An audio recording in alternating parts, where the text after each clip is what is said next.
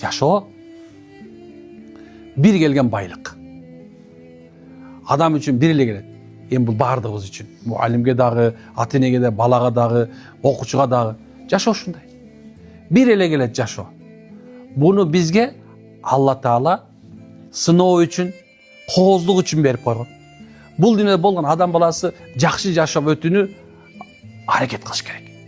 Жакшы ниет менен, жакшы амал менен, жакшы мамиле менен, жакшы жүрүү менен, жакшы субханалла жылмаюу менен жашап өтүп коюш керек экен. Барбы, жокпу, жашооңдо байсыңбы, кедейсиңби, ооругансыңбы, ооруган жоксуңбу, акылың барбы, жокпу, бул дүйнөнү жакшы жашап өтүш керек экен. Сонун жашап коюшубуз керек. Эмне үчүн дегенде бул бир эле келет. Бир күнү могу чоң күйүп турган жарыктык чыкты өчүп калат.